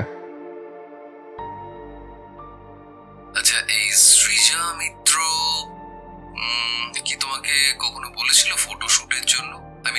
তুমি কি কখনো ইন্টারেস্ট শো করেছিলে? না না, আমি তো শুধু একবার জানতে চেয়েছিলাম কি ক্যামেরা ইউজ করে, কোথায় শুট করে, এইসব। সেদিন থেকে নাও আমাকে জোর করতে শুরু করে একদিন আমার ফটো তুলবে বলে। আমি তো মডেলিংও করি না, আমি তো একজন শুধু স্কাল্পচার আর্টিস্ট। সৃজার ক্লোজ ফ্রেন্ডস কারা ছিল ঠিক জানো? ও কার সাথে বা কাদের সাথে বেশি মেলামেশা করতো? সেভাবে তো জানি না, কিন্তু ওই একটা ছেলে ছিল, তার সাথে তো খুব আড্ডা দিত, দেখে মনে হতো। অভিমন্যু স্টপ বোতামটা টিপে ফোনটা রিসিভ করলো। Yes, senior inspector Abhimanyu Roy speaking. What? কোথায়? আপনি লোকাল থানা থেকে জায়গাটা সিকিউর করেছেন? আমি আসছি এক্ষুনি। কিছুক্ষণ মাথা কাজ করলো না অভিমন্যুর। আবার একটা খুন। সৃজাকে পাওয়া যায়নি এখনো। একটা হতাশা তার সারা চোখে মুখে ছড়িয়ে পড়ল। পারল না সেটা আটকাতে সে। কিন্তু ক্লস্ট্রোফোবিয়ার 2জন পসিবল ভিকটিম তো সিকিউরড। আর কাউকে পাওয়াও যায়নি ওই ইনস্টিটিউশনে যার এমন কোনো সিরিয়াস ফোবিয়া আছে। আর না ভেবে বেরিয়ে পড়ল অভিমন্যু আশাকে নিয়ে। ক্রাইম সিন হল রাজারহাটের নিউ কনস্ট্রাকশন হওয়া একটা 1 BHK ফ্ল্যাট। অভিমন্যু আর আশা ভিতরে ঢোকার আগে দেখল মিডিয়াকে আটকানো যায়নি। গিজগিজ করছে লোকজন। সব কিছুকে অ্যাভয়েড করে আশা আর অভিমন্যু ফ্ল্যাটের ভেতরে ঢুকল। দেখতে পেল এক অদ্ভুত দৃশ্য যা তার গত 10 বছরের কেরিয়ারে দেখেনি সে। ছোট একটা ড্রয়িং রুম, একটা চেয়ারে একটা বড় আয়নার সামনে বসানো ভিকটিমের ডেড বডি। হাত দুটো চেয়ারের হাতলে বাঁধা, ঘাড়টা একদিকে কাত হয়ে আছে, চোখ দুটো বিস্ফারিত। কিন্তু যেটা সবচেয়ে অদ্ভুত তা হলো গোটা মুখে কেউ যেন কিছু দিয়ে জায়গায় জায়গায় কেটে দিয়েছে। তার সাথে নানা জায়গায় লেপে দিয়েছে নানা রকমের মেকআপ কসমেটিক্স। বিভৎস সেই রূপ। চায়ের কাপ রাখা দুটো টেবিলের ওপরে, আর চারিদিকে ছড়িয়ে সেই বিভৎস ছবি, ঠিক আগের দুটো ক্রাইম সিনের মতো। অভিমন্যু স্তম্ভিত হয়ে দেখতে লাগলো। আশা কথা বলছিল লোকাল থানার ইনচার্জের সঙ্গে। সে বলল, মধুমিতা বাগচি মডেল ছিলেন কিছু বছর আগে অবধি, আর ইনিও স্যার ওই বেঙ্গল ইনস্টিটিউটেরই লেকচারার ছিলেন 3 সপ্তাহ আগে অবধি। একা থাকতেন, বাবা মা গড়িয়া না কোথায় একটা বাড়িতে থাকে। স্যার এ তো স্টুডেন্ট নয়, তাও মারলো কেন স্যার? প্যাটার্নটা ব্রেক করলো। প্যাটার্ন ঠিকই আছে আশা, আমরা শুধু ভুল বুঝেছিলাম যে কিলার শুধুমাত্র স্টুডেন্টসদেরকে অ্যাটাক করছে।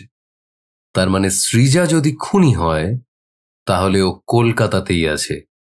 তুমি ইনফরমারদের কাজে লাগাও, ওকে আগামী 24 ঘন্টার মধ্যে আমার লক আপের ভেতরে চাই। একটু পরে ভিতরে ঢুকলেন সাইকোলজিস্ট অমৃতা ব্যানার্জি। অভিমন্যুই তাকে ডেকে পাঠিয়েছে ফোন করে। এসো, সরি তোমাকে আমি এই হরেবল সাইটে আসতে বললাম। আমার এখন পুরো কিং কর্তব্য বিমূঢ়র মতো অবস্থা হয়েছে আর কি। আমি সত্যি এবার বুঝতে পারছি না আমার ঠিক কি করা উচিত। আরে ঠিক আছে অভিমন্যু, দেখতে তো দাও, দরকার আছে বলেই তো ডেকেছো। এই বলে সে ডেড বডির সামনে গিয়ে দাঁড়ালো। কিছুক্ষণ দেখতে দেখতে তার গা গুলিয়ে উঠল।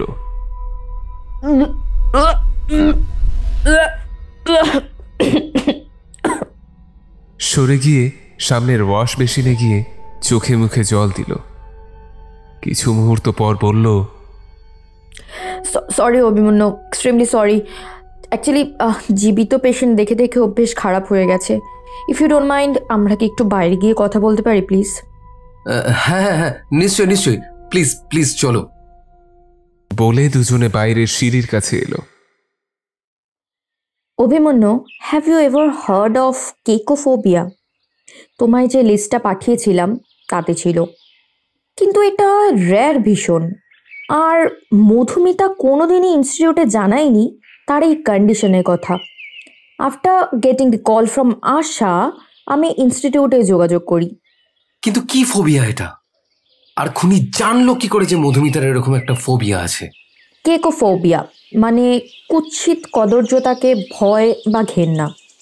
এই ধরনের পেশেন্ট নিজেদের কুৎসিত দেখাতে কিংবা এমন কোনো চিন্তা যা তাদেরকে কুৎসিত করে তুলতে পারে, এই চিন্তাকে ভীষণ ভয় পায়। আর এটা এতটাই ভয়ঙ্কর হতে পারে যে উদ্বেগের কারণে জ্ঞান হারাতে পারে কিংবা মৃত্যু অবধি হতে পারে। মাই গুডনেস, তাই তাই ওই মুখটাকে এভাবে নষ্ট করে দেওয়া হয়েছে, কেটে দেওয়া হয়েছে? এই খুনি মানসিকভাবে বিকারগ্রস্ত। একটা কথা মনে রেখো অভিমন্যু, সায়েন্স বলে পৃথিবীতে এমন কোনো মানুষ নেই যার কোনো না কোনো ফোবিয়া নেই, বরং যার কোনো কিছুতে ভয় নেই মানে সে নিজেই মানসিকভাবে অসুস্থ কোনো কারণে।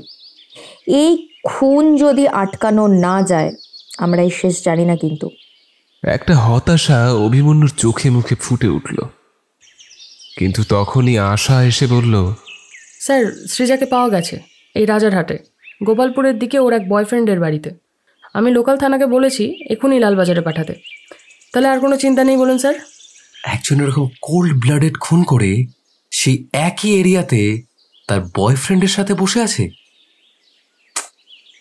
তোমার ক্রিমিনাল সাইকোলজি কি বলে অমৃতা? খুবই স্ট্রেঞ্জ, কিন্তু এটা ভুলো না, সাসপেক্ট কিন্তু নর্মাল নয়, তাই নর্মাল কিছু আশা করো না অভিমন্যু। বডিকে অটোপসিতে পাঠাতে বলে আর বাকি ফর্মালিটি লোকাল থানাকে করতে বলে অভিমন্যু আর আশা বেরিয়ে গেল লালবাজারের জন্য। Interrogation room.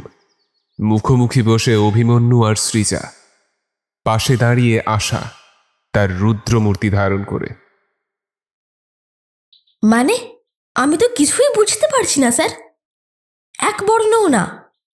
আমায় এইভাবে ধরে নিয়ে আসার মানেটা ঠিক কি বলুন তো? আমি 23 বছর বয়সী প্রাপ্তবয়স্কা, আমি আমার বয়ফ্রেন্ডের সঙ্গে লিভ ইন করতেই পারি। আমার বাড়ি থেকে নাকি রূপমের বাড়ি থেকে? কোথা থেকে কমপ্লেনটা ঠিক করেছে বলুন তো? এই শালা, একদম চুপ। তোকে কি ওই জন্য আনা হয়েছে নাকি? নাটক করছিস? এতগুলো খুন করে নাটক করছিস তুই এখন? কি কি বললেন? খুন মানে মানেটা কি? কে খুন? কার খুন? কি বলছেনটা কি আপনারা? তোমার ফোন এতদিন অফ ছিল কেন? সেটা আমার ব্যক্তিগত ব্যাপার। এই মেয়ে, এই ওকে ওকে ওয়েট, একটা কাজ করো আশা, শিলিগুড়ি থেকে ওর বাবা মা ভাই সবাইকে তুলে নিয়ে আসো। আর তার সাথে ওই রূপম না কি নাম ছেলেটার, মেরে ওর হাত পা গুঁড়ো গুঁড়ো করে ভেঙে দিতে বলো, কোনো প্রমাণ যেন না থাকে। আর এসব হয়ে গেলে আমাকে ডেকে নিও।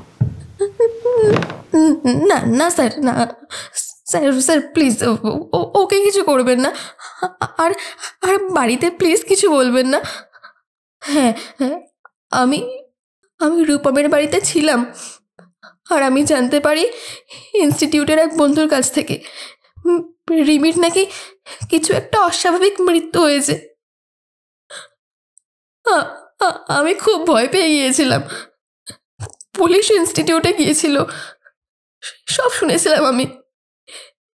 ঝিলমিলে শুনলাম নাকি মারা গিয়েছে।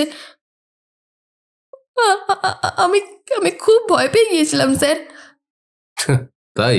কিন্তু আমি যদি বলি এই তিনজনকে তুমিই খুন করেছো? না স্যার না, কি বলছেন এসব? আমি কেন মারবো? মানে কি এসবের? হ্যাঁ মানছি, রিমির সঙ্গে একবার টাকা পয়সা নিয়ে একটা ঝামেলা আমার হয়েছিল ঠিকই, কিন্তু তাই বলে খুন? এক মিনিট, তিনজন কেন স্যার? একদম নাটক করবি না। তোদের টিচার মধুমিতা বাগচিকেও তুই মেরেছিস। মধুমিতার ল্যাপটপেও তোর মেসেজ ছিল, তুই ওনার ফটোশ্যুট করতে চেয়েছিলিস। ঝিলমিল, রিমি সবাইকে তুই এই বলেই খুন করেছিস। ম্যাডাম, স্যার স্যার আমি কিছু বুঝতে পারছি না। আমি শখে ফটো তুলি, তাই সবাইকেই বলি, কিন্তু কিন্তু খুন কেন করব? অভিমন্যু উঠে দাঁড়িয়ে একটা কোণে আশাকে নিয়ে গিয়ে বলল, কিছু একটা গোলমাল আছে আশা।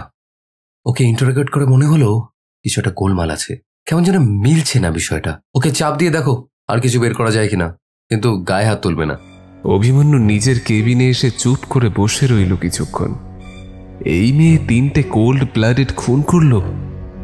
কেমন যেন চোখ পড়ল তার টেবিলের এক পাশে রাখা রেকর্ডিং ডিভাইসের দিকে, যাতে ঋদ্ধিমার কথা রেকর্ড করা আছে। আবার চালালো সেটা সে। সৃজার সাথে তোমার কেমন ভাবে আলাপ? তোমাদের ক্লাসের? সৃজা? না না, ও তো ফটোগ্রাফি স্টুডেন্ট, কিন্তু খুব বিরক্ত করে ফটোশুট করে দেবে বলে সবার। অয়েল পেন্টিং এর ক্লাস নাকি ফটোগ্রাফি? আমি তো জানি ফটোগ্রাফি স্যার। স্যার আমার না খুব ভয়। কোনো ক্লোজ ফ্রেন্ড আছে কিনা জানো সৃজার? হ্যাঁ, একটা ছেলের সাথে খুব ঘোরে আর আড্ডা মারে। কেমন দেখতে বলতে পারো? বড় বড় চুল, রোগা, মিডিয়াম হাইট, আর একটু বেশ ফর্সা। এই অবধি শুনেই অভিমন্যু দৌড়ে গেল সৃজার ইন্টারোগেশন রুমে। তোমার ইনস্টিটিউটে ক্লোজ ফ্রেন্ড বা বয়ফ্রেন্ড কে? না স্যার, কেউ না। আমার তো ওই একটাই বয়ফ্রেন্ড, যাকে আপনারা আটকে রেখেছেন। এই একদম নাটক করবি না। স্যার যা জিজ্ঞেস করছে বলে দে। তুমি কার সাথে ইনস্টিটিউটে ঘোরো? আই মিন আড্ডা দাও? বড় বড় চুল, রোগা, কে সে? ও, ওই ছেলেটা? ইস, কে ওকে আমার বয়ফ্রেন্ড ভেবেছে? ন্যাকা বোকা শান্ত একটা ছেলে আমার বয়ফ্রেন্ড? ছি! আরে নামটা বলো। স্বরূপ। চুপ করে তাকিয়ে থাকলো অভিমন্যু, তারপর আস্তে আস্তে বলল, কে? স্বরূপ? আই মিন স্বরূপ রয়? হ্যাঁ মনে হয়। স্বরূপের কোনো সোশ্যাল মিডিয়া অ্যাকাউন্ট নেই, তাই নিজের ফেসবুক প্রোফাইল ঘেটে একটা ফ্যামিলি ফটো বের করে জুম করে সৃজাকে দেখালো অভিমন্যু। হ্যাঁ, এই ছেলেটি। আশা আর অভিমন্যু রুম থেকে বাইরে বেরিয়ে এলো। আশা বলল, কি ব্যাপার স্যার, কি ভাবছেন? ওরা তো এক জায়গায় পড়ে, বন্ধু হতেই পারে। স্যার হয়তো ওকে বাঁচানোর চেষ্টা করছিল, আপনি খোঁজ নিচ্ছেন, পুলিশ খুঁজছে, তাই হয়তো স্বরূপ সৃজাকে পছন্দ করে। হয়তো তাই। নিজের কেবিনেই বসে সামনের বোর্ডে লাগানো সব ভিকটিমদের ফটোর দিকে তাকিয়ে আছে অভিমন্যু। কি যেন নেই এ সব কিছুর মধ্যে। হঠাৎই অভিমন্যুর মনে পড়ল একটা নাম, ডক্টর সাবির আক্তার। উফ, এত বড় ভুল! প্রত্যেকে জড়িত এনার সাথে। হয়তো মধুমিতা বাগচিও। আশা ঝিলমিলের খুনের পর যোগাযোগ করেছিল, কিন্তু উনি ছিলেন না কলকাতায়। কিছু না কিছু একটা নিশ্চয়ই যোগ আছে এনার সাথে। শুধু ওনার পেশেন্টগুলোই কেন টার্গেট হচ্ছে? তবে কি একটা ভুয়ো নাম বলে ফোন করে জেনে নিল অভিমন্যু। উনি আজ আছেন চেম্বারেই। আশাকে নিয়ে বেরোনোর জন্য প্রস্তুত হলো অভিমন্যু। তখনই হাতে মুঠোফোনটা আবার বেজে উঠল। অমৃতা কলিং। বলো অমৃতা। হ্যালো অভিমন্যু, কিছু কথা বলার আছে, মাথা ঠান্ডা করে শোনো। ডেক্সট্রোফোবিয়া ভীষণ এক রেয়ার ফোবিয়া, কিন্তু ততটাই ভয়ঙ্কর, আর এর বিশেষ কোনো কিওর নেই। আচ্ছা, কি হয় এই ফোবিয়াতে? এরা ক্রিটিক্যাল ওসিডি মানে অবসেসিভ কম্পালসিভ ডিসঅর্ডারের পেশেন্ট, কিন্তু সাধারণ ওসিডি নয়। শুনতে খুব অদ্ভুত লাগলেও এই ফোবিয়ার রোগী সে তার শরীরের ডান দিকের কোনো জিনিস সহ্য করতে পারে না।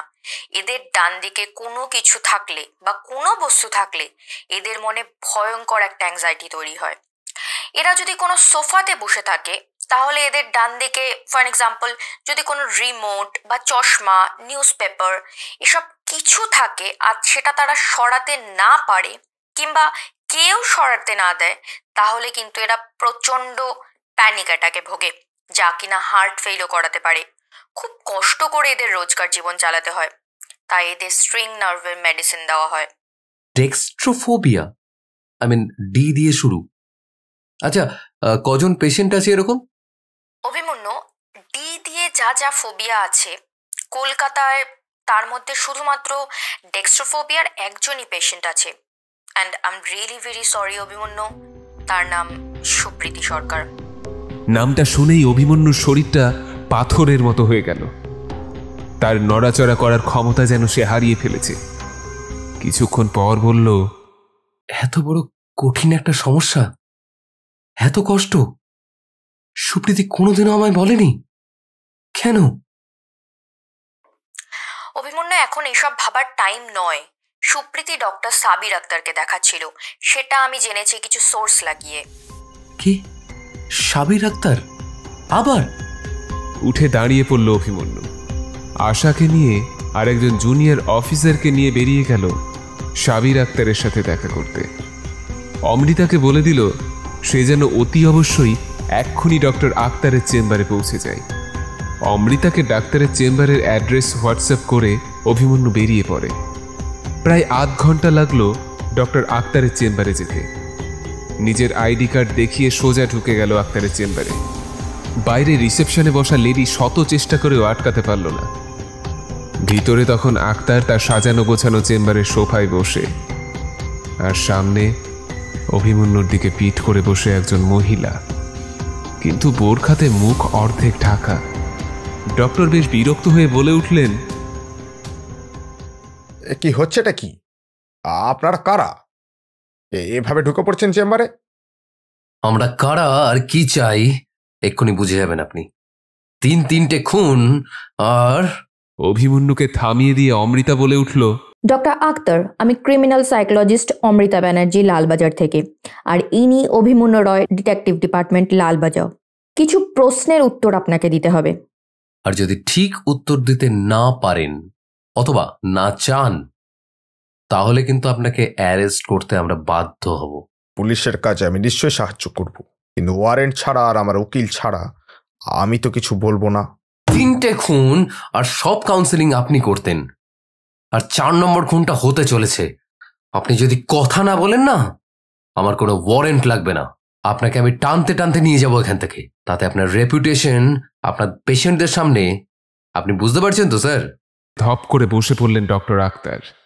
তারপর সামনে বসা বোরখা পরা মহিলাকে বললেন, আপনি এখন আসুন, আমি আপনাকে পরে ডেকে নেব। বোরখা পরা মহিলা উঠে দাঁড়িয়ে এক পলক অভিমন্যুর দিকে তাকিয়েই চোখ নামিয়ে বেরিয়ে গেলেন ঘর থেকে।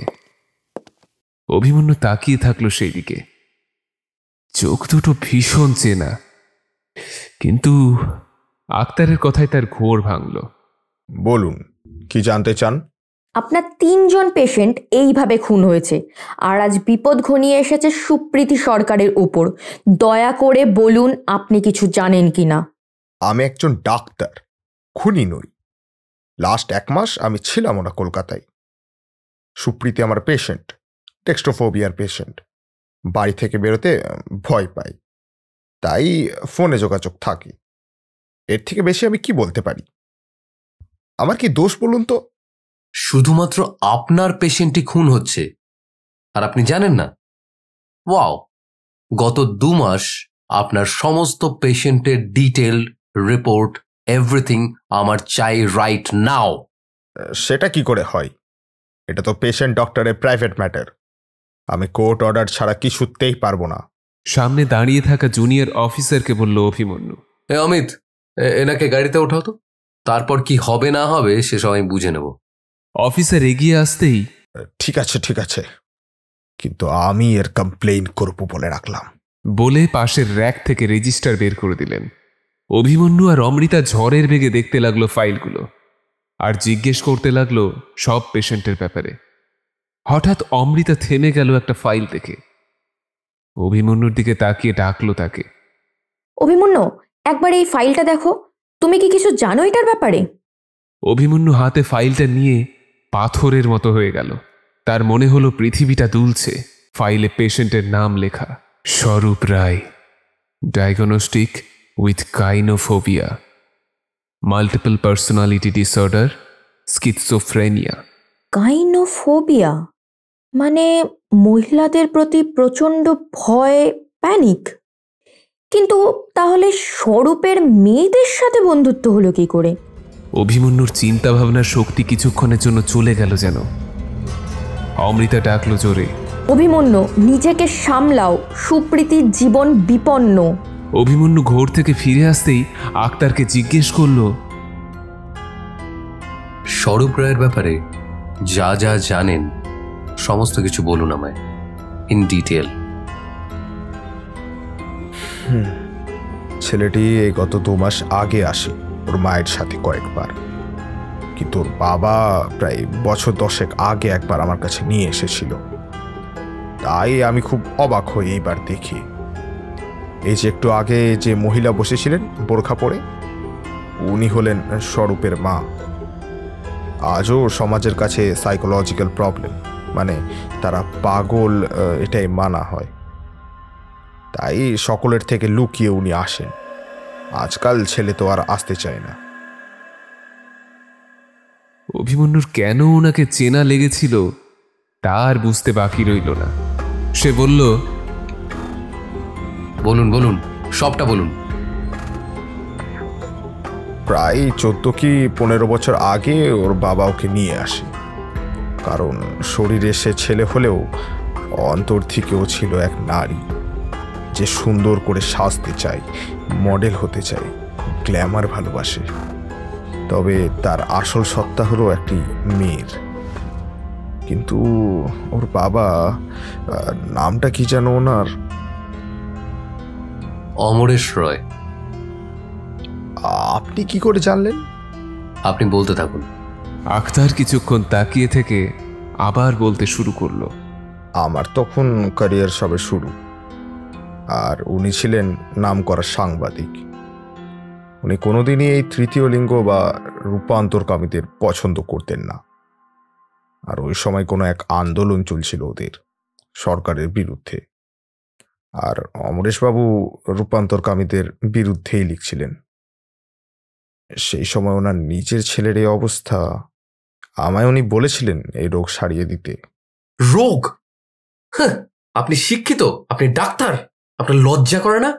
ক্ষমা করবেন স্যার, আমি তখন এভাবে ভাবতে পারিনি। আমি ওকে অনেক ওষুধপত্র দিই, কিন্তু ওর মনকে আমি বদলাবো কি করে? তখন আমি ওর মনে নারী হবার ভয় ঢোকাতে থাকি। হাজারো সমস্যা এক নারীর জীবনে, সব বারবার বলতে থাকি ওকে, ভয় দেখাতে থাকি বারবার। আর স্বরূপ কখনোই যদি ভুলেও মেয়েদের কোনো জামা কাপড় পরতো বা সাজগোজ করতো, ওর বাবা ওকে ভীষণ রকম মারধর করতো। তারপর থেকেই ওর ভিতর গাইনোফোবিয়ার সিমটমস তৈরি হয়। প্রায় 3 বছর আমি ওর ট্রিটমেন্ট করেছিলাম। তারপর অমরেশবাবু ওকে আর নিয়ে আসেনি। মাথা নিচু করে দাঁড়িয়ে থাকলো আক্তার। স্বরূপকে ওর মা এখনো আপনার কাছে নিয়ে আসে? 2 মাস আগে এনেছিল ওকে ওর মা। জানি না আমায় দেখে ও চিনতে পেরেছিল কিনা, তবে আমি জানি আমার পুরনো পাপ। কিন্তু আমি জানতাম না যে সে আজ মাল্টিপল পার্সোনালিটি ডিসঅর্ডারের পেশেন্ট, সাথে সিজোফ্রেনিয়া। স্বরূপের আরেকটা পার্সোনালিটি কি? যেটা হবার ছিল তাই হয়েছে। ওর একটা সত্তা পুরুষ যে সব সময় ভয়ে থাকে, আর একটা সত্তা হলো খুব স্ট্রং এক নারী যে সব সময় ওর পুরুষ সত্তাটাকে কন্ট্রোল করে। তাই যদি হবে তাহলে স্বরূপের মেয়ে বন্ধু হলো কি করে? আমার মনে হয় ওর যে নারী সত্তা, সে জোর করে বা স্বরূপের মনে সাহস জুগিয়ে সেটা করিয়েছে।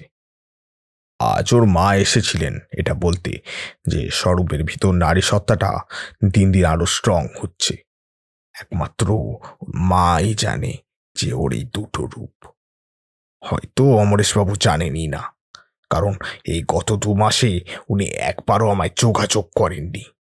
আপনার মতো নোংরা মানসিকতার লোকের লাইসেন্স কদিন থাকে আমিও দেখব, সে যত ভালো ডক্টরই আপনি হন। ক্ষমা করে দিন প্লিজ, আমায় ক্ষমা করে দিন। আমি কথা শেষ হবার আগেই সবাই বেরিয়ে এলো বাইরে। অভিমন্যু ড্রাইভারকে সোজা টালা পার্ক যেতে বলল। যাবার পথে অভিমন্যু অমরেশ কাকাকে ফোন করলো। কি রে অভি, বল। তুমি একবার বাড়িতে এসো।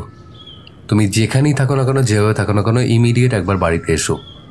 আর কাকি ফোন ধরছে না, কাকি ফোন ধরলে তুমি আমায় জানাও যে কাকি এবং স্বরূপ তারা দুজনেই বাড়িতে আছে কিনা। আর হ্যাঁ, আমি যে ফোন করেছি এটা তুমি কিন্তু বলবে না ওদেরকে। কি বলছিস? কিছুই তো বুঝতে পারছি না। কি হয়েছে? কোনো বিপদ আপদ হলো নাকি? ফোন কেটে দিল অভিমন্যু আর আশাকে বলল একটা ফোর্স নিয়ে এক্ষুনি যেন সে সুপ্রীতির বাড়ি যায়। বাড়িতে ঢুকে প্রায় দৌড়ে গেল অভিমন্যু স্বরূপের ঘরে। পিছনে অমৃতা দেখল সুতপা মাথায় নিচু করে বসে আছে। অভিমন্যুকে দেখে বলল, আমায় ক্ষমা করে দে অভি, আমি ওকে আটকাতে পারলাম না আমি। স্বরূপ কোথায় কাকি? ওকে কিছু বলিস না, দয়া কর, ও অসুস্থ, ও খুনি নয়। ওর বাবা ছোট থেকে ওকে মানসিকভাবে শেষ করে দিয়েছে। ওকে তুই কিছু বলিস না, ও কোনো অন্যায় করে না রে। ও বলে ওদের মুক্তি দিচ্ছে। স্বরূপ কোথায় কাকি? ওর বাবার ফোন এসেছিল, উনিও আসছেন বাড়ি। বলল তুই নাকি খুব রেগে আছিস, বলল স্বরূপ নিশ্চয়ই কিছু করেছে। স্বরূপ আমার সামনেই ছিল, ও শুনে ওর ব্যাগটা নিয়ে বেরিয়ে গেল। তার মানে আপনি কি সবটা জানেন? 3 খুন আপনি চুপ করে মেনে নিলেন? স্বরূপ করে না গো, আমার মেয়ে ওদের মুক্তি দেয়, যে মেয়েকে ওর বাবা কোনো দিন ভালোবাসেনি। অমৃতা আর অভিমন্যু পাথরের মতো এই অসহায় সন্তান স্নেহেতে অন্ধ মায়ের কথা শুনছিল। এমন সময় ঘরে ঢুকলো অমরেশ। অভিমন্যু বলল, তোমার মতো ছোট মনের মানুষ না আমি আজ অবধি দেখিনি যে নিজের সন্তানকে এত এত যন্ত্রণা দিতে পারে। অভি, তোর কি হয়েছে? আমার সাথে এভাবে কথা বলছিস কেন? আমি তোর কাকা, কি দোষ আমার? তোমার দোষ আজ তোমরা সবাই মিলে সামনে থেকে দেখতে পাবে। অমৃতা স্বরূপের ঘরের চারদিকটা দেখছিল, তার আঁকা অসাধারণ সব ছবি। সে এবার ডাকল, অভিমন্যু একবার এদিকে এসো। অভিমন্যু সেই দিকে এগিয়ে যেতে অমৃতা দেখল পরপর এমন সব স্কেচ আর পেইন্টিং যার সবকটা একটু লক্ষ্য করলেই দেখা যায় সেখানে নারী আর পুরুষের সত্তা মিশে আছে। প্রায় সব ছবি একই বার্তা দিচ্ছে। চোখ গেল তার সেই ছবিটার দিকে যা স্বরূপ বলেছিল খুব শিগগিরই শেষ হবে। কি গভীর সেই ছবি! তাতে একটি ছেলে তার 2 হাত দিয়ে ধরে নিজের মুখটাকে টানছে, যেন সেটা একটা মুখোশ। চারিদিকে রক্ত ঝরছে, কিন্তু তার মাঝে দেখা যাচ্ছে একটি মেয়ের মুখ, শান্ত হাসি তার মুখে। অমৃতা স্বরূপের একটি ছোট ক্যাবিনেট খুলে খুঁজছিল। সে দেখল সেই 3 জন ভিকটিমের ফটো, যা খুনি পোলারয়েড ক্যামেরাতে তুলত। অভিমন্যু, আমরা নিজেও হয়তো কোনোদিন স্বরূপের মতো মানুষকে বোঝার চেষ্টা করিনি। যদি পারতাম তাহলে হয়তো। বেজে উঠল অভিমন্যুর ফোন। আশা ফোন করেছে। স্যার আপনি এখানে এখনই আসুন, আমি কিছুই বুঝতে পারছি না। সুপ্রীতি ম্যাডামের ফ্ল্যাটটা ভিতর থেকে বন্ধ, কেউ দরজা খুলছে না। ওনার মা শুধু ভিতর থেকে চিৎকার করে বলছেন আমরা যেন চলে যাই। জুনিয়র অফিসারকে ওখানে সুতপা কাকির কাছে থাকতে বলে অমরেশকে নিয়ে বেরোলো সুপ্রীতির বাড়ির দিকে। এখান থেকে বেশি দূরে নয়, তাই স্বরূপ আশা পৌঁছে যাবার আগেই নিশ্চয়ই ওখানে চলে গেছে, আর সুপ্রীতি আর তার মাকে হোস্টেজ বানিয়ে রেখেছে। সুপ্রীতির বাড়ির বাইরে পুলিশে ভর্তি, চারিদিক ঘিরে ফেলেছে। দরজার বাইরে গিয়ে অভিমন্যু ডাকলো স্বরূপের নাম ধরে।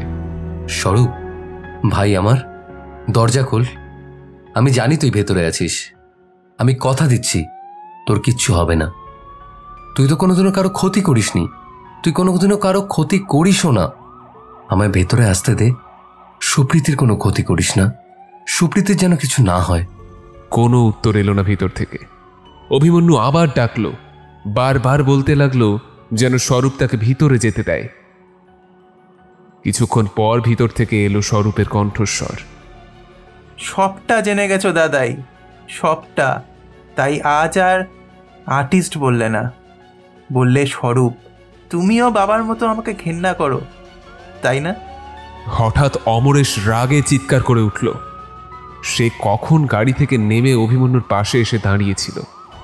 স্বরূপ, তুই কি করছিসটা কি? ক্রিমিনাল তুই একটা। ছি ছি ছি ছি ছি, তুই মরিস না কেন? আর কত যন্ত্রণা দিবি আমাদের? অভিমন্যু রাগে ঘৃণায় একটা ধাক্কা মেরে সরিয়ে দিল অমরেশকে। আশাকে বলল, এই আশা, নিয়ে যাও একে, নাহলে আজকে আমি একে শেষ করে দেব। বাহ দাদাই বাহ, তুমি নাকি আমাকে আমার মতন করে বাঁচতে দেবে, তাই নিয়ে এসেছো এই লোকটাকে।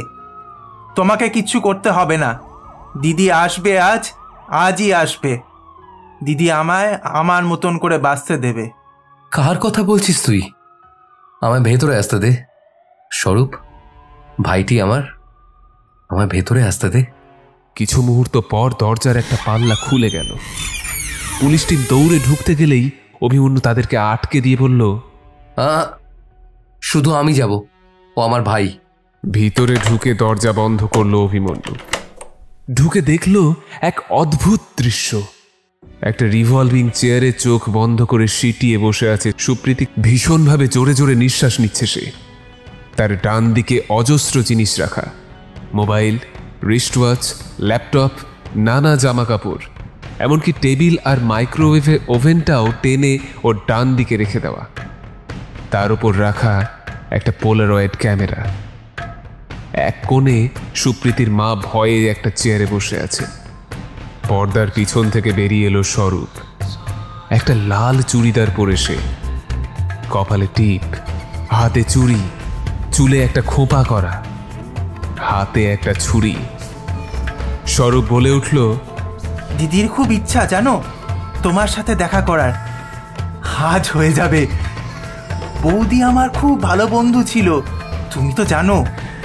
তাই দিদি বলেছে বৌদির মুক্তি খুব সহজে করবে। কে দিদি? কার কথা বলছিস তুই?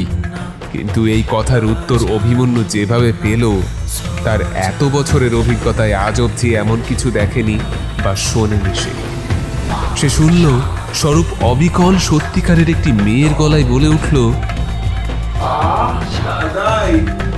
বিরক্ত করছো কেন? যাও যাও এখান থেকে, ওকে ওর মতো ছেড়ে দাও।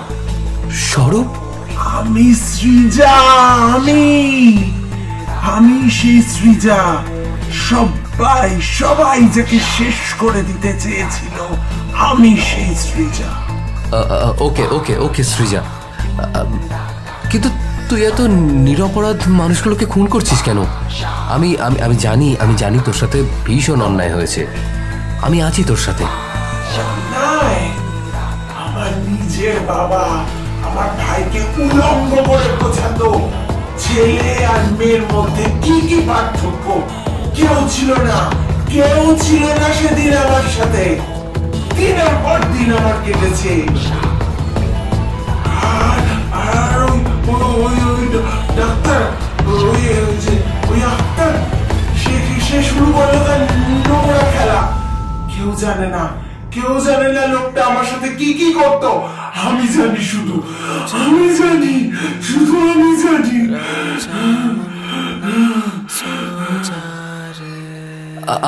আমি সব মানছি, তাহলে তো এদের শাস্তি দিতে হয়, কিন্তু তুই যাদের হত্যা করছিস তারা কি দোষ করেছে?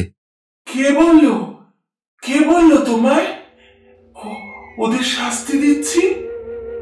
ওরা মুক্তি পাচ্ছে, সারাটা জীবন শুধু ওই ফোবিয়া নিয়ে কাটাবে, একটা ভয় নিয়ে কাটাবে, মরে মরে বাঁচবে।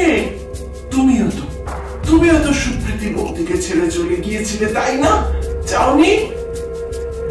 কিন্তু অসহায়দের না কেউ ভালোবাসে না, কেউ না, মজা করে সবাই, পাগল ভাবে পাগল। আমি ওদেরকে এই ভয় থেকে, এই দুর্বিষহ জীবন থেকে মুক্তি দেব। অনেক অনেক অনেক দূরের পথ ছিল, অনেক মানুষ আছে এখনো। কিন্তু যখন মার কাছে শুনলাম তুমি স্বরূপের বন্ধু সৃজা অব্দি পৌঁছে গেছো, আর সবটা জেনে গেছো, আজ তাই ভাইকে বললাম, আজই চল শেষবারের মতন সেই মানুষটাকে মুক্তি দিয়ে আসি যাকে আমাদের দাদাই ছুঁড়ে ফেলে দিয়েছিল। তার সাথে ওই আখতারের লাইফটা একদম নষ্ট করে দেব, ছাড়খাড় হয়ে যাবে। কারণ একে একে সব পেশেন্ট মুক্তি পাচ্ছে, সবাই। আমার নিজের বাবা আর ওই আক্তারকে দেওয়ার মতন এর থেকে বেশি শাস্তি আর কি হতে পারে? বলো কি হতে পারে দাদাই? অভিমন্যু অবাক হয়ে শুনতে লাগলো আর বুঝলো সম্ভবত অমৃতার মার কাছ থেকে কাকি জানতে পারে যে কাকা কাকে গ্রেপ্তার করছে বা কি হচ্ছে। অভিমন্যু দেখতে পেল অমৃতা আর আশা আর এক কনস্টেবল ভিতরে ঢুকে এসেছে আর বেডরুমের দরজা আড়াল করে দাঁড়িয়ে। এক পাও এগোবে না, কেউ এক পাও এগোবে না। ভয় থেকে মুক্তি দিতে পারে, ভয় থেকে মুক্তি দেবে। চোখ খোলো বৌদি, চোখ খোলো, আমায় দেখো, একটুও কষ্ট হবে না। দেখো, তাকাও আমার দিকে, তাকাও। অভিমন্যুর চোখের ইশারায় আশা বিদ্যুৎ গতিতে বেরিয়ে এসে চাপটে ধরল স্বরূপকে, আর কনস্টেবল ছুরিটা ফেলে দিল মাটিতে। আশার সাথে শারীরিক ক্ষমতায় পেরে ওঠা স্বরূপের সম্ভব ছিল না, কিন্তু সে প্রচন্ড রাগে চিৎকার করতে থাকলো, ছাড়ো আমাকে, ছাড়ো। তোমরা কেউ আমাকে শান্তি দেবে না, কেউ না, ছাড়ো, কাউকে ছাড়বো না আমি। অভিমন্যু দৌড়ে গিয়ে স্বরূপের পাশে বসল, বলল, অমৃতা, কিছু একটা করো। অমৃতা রেডি ছিল প্রায়। হাই ডোজের ওষুধ ইনজেক্ট করলো স্বরূপের হাতে। ধীরে ধীরে নিস্তেজ হয়ে গেল সে। তারপরই অমৃতা আর সুপ্রীতির মা সুপ্রীতিকে তার জন্য সাজানো বেডরুমে নিয়ে গেল, যেখানে সব কিছু রাখা থাকে তার বাঁ দিকে। আর তাকেও ইনজেক্ট করলো মেডিসিন, সুপ্রীতির নার্ভকে শান্ত করার জন্য। অভিমন্যু সকালবেলা নিউজ পেপার পড়ছে। আজ 3 মাস হয়ে গেল অভিমন্যুর জীবনের আজ অবধি সবচেয়ে কঠিন কেসের। আজ তার ছুটি নেওয়া একটি বিশেষ কারণে। যদিও প্রতি সপ্তাহে টাইম বের করে সে দেখতে যায় স্বরূপকে, সে এখন ক্রিটিক্যাল মেন্টাল অ্যাসাইলামে। আর তারপর যায় সুপ্রীতির সাথে একটু সময় কাটাতে, গল্প আড্ডা, এই সব আর কি। অমৃতা নিজে তার কাউন্সেলিং করেছে। তার এই সমস্যা হয়তো কোনোদিনই সম্পূর্ণ সারবে না, কিন্তু সাধারণ জীবনের কিছুটা স্বাদ হয়তো সে পাবে। অমরেশ কাকার কোনো লিগাল শাস্তি তো অভিমন্যু করতে পারবে না, যতই সে ঘেন্না করুক তার কাকাকে। কিন্তু সেই শাস্তি তিনি নিজেই পেয়ে গেছেন। কাগজ পড়তে পড়তে বেজে উঠল অভিমন্যুর ফোন। স্যার, আপনার কেক রেডি, কিন্তু কি নাম লিখবো আপনি বলেননি তো। লিখুন, হ্যাপি বার্থডে সৃজা।